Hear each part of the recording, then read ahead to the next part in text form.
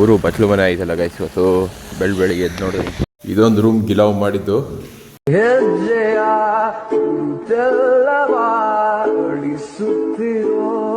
ಮಳೆಗಾಲವೇ ನಾನಿನ್ನಯ ಮಡಿಲಲ್ಲಿ.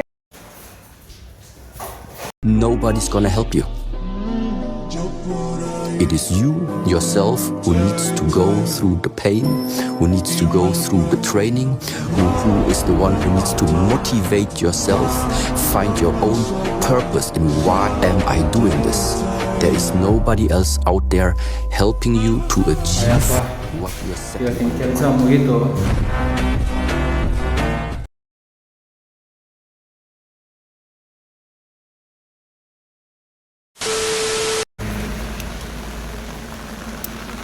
ಊರು ಬಚ್ಚಲು ಮನೆ ಆಯ್ತಲ್ಲ ಗೈಸ್. ಇವತ್ತು ಬೆಳಿಗ್ಗೆ ಎದ್ದು ನೋಡಿ ಮಳೆ. ಈಗ ಎಲ್ಲಿಗೆ ಹೋಗ್ತಿರೋದು ಅಂದರೆ ಶುಕ್ರವಾರ ಗಿಲಾವ್ ಮಾಡಿರೋದು. ಇವತ್ತು ಸೋಮವಾರ ಒಂದನೇ ನೀರು ಹಾಕಿಲ್ಲ, ಯಾಕೆಂದರೆ ಮೇಲೆ ಪೀಸು ಸೀಲಿಂಗ್ ಮಾಡಿದ್ರು. ಅದಕ್ಕೆ ನೀರು ಹಾಕೋಣಂದ್ರೆ ಕೆಳಗೆ ಪೀಸಿಗೆ ಗಿಲಾವ್ ಮಾಡಿದ್ರು. ಅವತ್ತು ನೀರು ಹಾಕಿಲ್ಲ. ಸೊ ನಿನ್ನೆ ಸಂಡೇ ಸದ್ದಾಮು ಏನೂ ಮಾಡೋಕ್ಕಾಗಿಲ್ಲ. ಇವತ್ತು ಹೋಗ್ತಾಯಿದ್ದೀನಿ. ಇದೊಂದು ಮನೆ ಓಪನ್ ಆಯಿತು ಹೊಸಳ್ಳಿಲಿ. ಇನ್ನು ನಮ್ಮ ಮನೆ ಪಕ್ಕದಲ್ಲಿ ಒಂದು ಮನೆ ರೆಡಿ ಆಗ್ತಿದೆ ಓಪನ್ ಆಗೋಕ್ಕೆ. ಅದು ಬಿಟ್ಟರೆ ನಮ್ಮದೇ ಆಗಬೇಕು ಓಪನ್. ಹೊಸಳ್ಳಿ ದೇವಸ್ಥಾನ ನೋಡಿ. ನಾನು ಒಂದು ತಿಂಗಳು ವ್ಲಾಗ್ ಬಿಟ್ಟ ಮೇಲಿಂದ ಮನೆ ಕೆಲಸ ಎಷ್ಟೆಷ್ಟಾಗಿದೆ ಅಂತ ಇವತ್ತು ತೋರಿಸ್ತೀನಿ. ಮೇಲೆ ಪ್ಯಾರಾಪೀಟ್ ಕಟ್ಟಿ ಮತ್ತು ಈ ಕಬ್ಬಿಣದ ಕೆಲಸಗಳು ಬೇಜಾನ್ ಆಯಿತು ಅಂದ್ಕೊಳ್ಳಿ. ಈ ಸ್ಟೇರ್ ಕೇಸಿಗೆ ಕಬ್ಬಿಣ, ಮೇಲ್ಗಡೆ ಸಿಂಟೆಕ್ಸಿಗೆ ಕಬ್ಬಿಣ, ಮತ್ತು ಸ್ಟೇರ್ ಕೇಸಿಗೆ ನೀರು ಬೀಳಬಾರ್ದು ಅಂತ ಇದಕ್ಕೊಂಚೂರು, ಮತ್ತು ಕಿಟಕಿ ಬಾಗಿಲು ನಿಲ್ಲಿಸಿದ್ದು ಈ ವೀಕಲ್ಲೇ ನಿಲ್ಲಿಸಿ ಟೇಪ್ ಹೊಡೆದ್ಬಿಟ್ಟಿನಿ ನೀರಿಗೆ ಬೀಳಬಾರ್ದು ಅಂತ. ಇದು ಮೊನ್ನೆ ಉಳಿದಿರೋ ಗಾರೆ ನೋಡಿ, ಕಾಣಲ್ಲ, ಕತ್ಲೆ ಗೂಡಾಗ್ಬಿಟ್ಟಿದೆ, ಏನೇನು ಕಾಣಲ್ಲ ಅಂದ್ಕೊಳ್ಳಿ.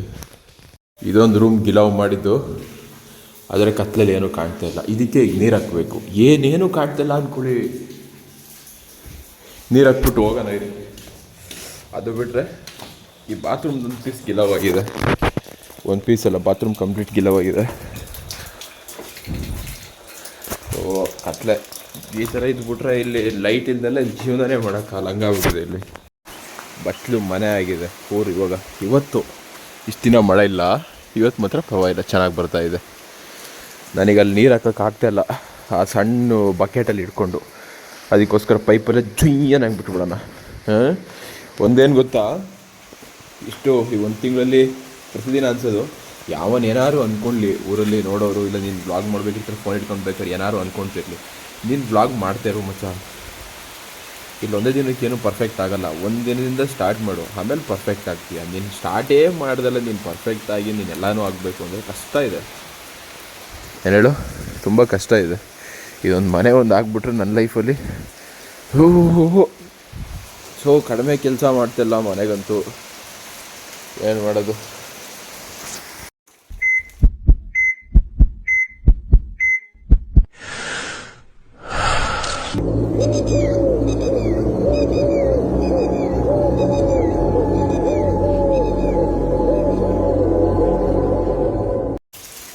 ಹೋಗುವ. ನನಗೆ ಒಂದೇ ಒಂದು ಅರ್ಥ ಆಗ್ತಿಲ್ಲ ಯೂಟ್ಯೂಬಲ್ಲಿ, ಈ ಕಾಪಿರೈಟ್ ಕ್ಲೈಮ್ ಬರ್ದಲ್ಲೇ ಇರೋಂಥ ಮ್ಯೂಸಿಕ್ಗಳು ಅದು ಎಲ್ಲಿ ಸಿಗುತ್ತೋ ಎಲ್ಲಿ ಹುಡ್ಕೋದೋ ಗೊತ್ತಾಗ್ತಿಲ್ಲ. ನೆನ್ನೆ ಒಂದು ಹೇಳಿದ್ದು ವ್ಲಾಗ್ ಮಾಡೋಕ್ಕೆ ಪರವಾಗಿಲ್ಲ, ಚೆನ್ನಾಗಿ ಓಡ್ತಾ ಇತ್ತು. ಅಷ್ಟೊತ್ತಿಗೆ ಹಾಡ್ತು ಕಾಪಿರೈಟ್ ಕ್ಲೈಮ್. ಏನಕ್ಕೆ ಚೆಕ್ ಮಾಡಿದೆ, 2 ಕಡೆ ಕಾಪಿರೈಟ್ ಕ್ಲೈಮ್ ಆಯಿತು. ಬ್ಯಾಕ್ಗ್ರೌಂಡ್ ಮ್ಯೂಸಿಕ್ ಹಾಕಿದ್ದೆ. ನನಗೆ ಯೂಟ್ಯೂಬಲ್ಲಿ NCS ಅಂತ ಒಂದು ಚಾನಲ್ ಇದೆ, ಅಲ್ಲಿಂದ ತೊಗೊಂಡ್ರೆ ಮಾತ್ರ ಇವತ್ತಿನ ತನಕ ಒಂದೇ ಒಂದು ಕಾಪಿರೈಟ್ ಕ್ಲೈಮ್ ಬಂದಿಲ್ಲ. ಆ ಚಾನಲಿಂದ ತೊಗೊಂಡು ಹಾಕಿರೋ ಬ್ಯಾಕ್ಗ್ರೌಂಡ್ ಮ್ಯೂಸಿಕ್ಕಿಗೆ. ಬಾಕಿ ಒಂದೊಂದ್ಸಲಿ ಸಿನಿಮ್ಯಾಟಿಕ್ಕು ಏನಾದ್ರು ಒಂದು ಹುಡುಕಾಗ್ತಿರ್ತೀನಿ, ಕಾಪಿರೈಟ್ ಕ್ಲೈಮು. ಈ ಕಡೆ ಡಿಲೀಟ್ ಮಾಡಿದ್ರೆ ಮತ್ತೆ ಅಪ್ಲೋಡ್ ಮಾಡಬೇಕು, ಹಿಂಸೆ. ಮತ್ತೆ ರಿವ್ಯೂಸ್ ಬರಬೇಕು, ನೋಡಿದ್ರೆ ಮತ್ತೆ ನೋಡಬೇಕು. ಒಂದ್ಸಲಿ ಅಪ್ಲೋಡ್ ಮಾಡಿದ್ಮೇಲೆ ಡಿಲೀಟ್ ಮಾಡೋದಿದೆಯಲ್ಲ, ನಕ್ಕಾದು. ಯಾಕೆ ನಿಮಗೆ ಯಾವ್ದಾದ್ರು ಯೂಟ್ಯೂಬ್ ಚಾನಲಲ್ಲಿ ಸಿಗೋ ಮ್ಯೂಸಿಕ್ಗಳನ್ನೇನಾದ್ರು ಬ್ಯಾಕ್ಗ್ರೌಂಡಿಗೆ ಯೂಸ್ ಮಾಡಿಕೊಂಡ್ರೆ ಕಾಪಿರೈಟ್ ಬರ್ದಲೇ ಇರೋವಂಥ ಯಾವ್ದಾದ್ರು ಚಾನಲ್ ಇದೆಯಾ, ಒಂದು ಸಜೆಸ್ಟ್ ಮಾಡಿ ನೋಡೋಣ ಪ್ಲೀಸ್. ತುಂಬ ಕಷ್ಟದಲ್ಲಿದ್ದೀನಿ.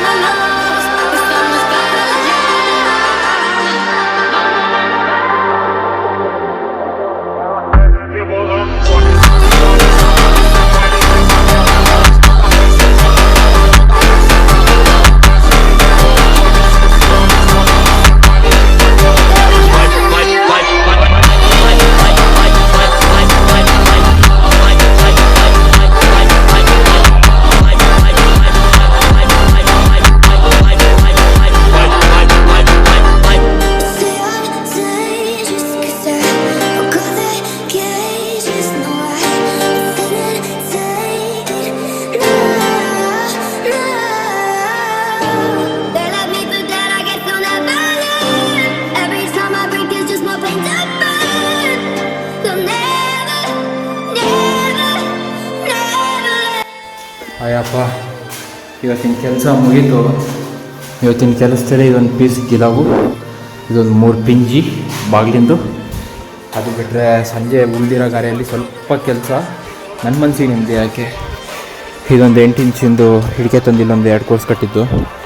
ಅದು ಬಿಟ್ಟರೆ ಒಬ್ಬನೇ ಇರೋದು ಈಗ ಮನೆಯಲ್ಲಿ ಆ ಥರಗಳು ತುಳಿಯೋದು. ನನ್ನ ಜೀವನದಲ್ಲಿ ಗಾರೆ ಕೆಲಸ ಮಾಡಿ ಮಾಡಿ ಸತ್ತೆ. ಬಟ್ ಮನೆಯಲ್ಲಿ ಲಾಸ್ಟ್ ಕೆಲಸ ಏನು ಮಾಡೋಂಗಿಲ್ಲ. ಅದು ಬಿಟ್ಟರೆ ಇದೊಂದು ಪೀಸ್ ಮೇಲ್ಗಡೆ ತೊಳೆಯೋಣ, ತೊಳೆದ್ಬಿಟ್ಟು ಹೋಗೋಣ. ಸಾರೆ ಮೇಲೆ ಕೂತ್ಕೊಂಡು ತೊಳೆಯೋ ಪರಿಸ್ಥಿತಿ ನಂದು ಇವತ್ತು.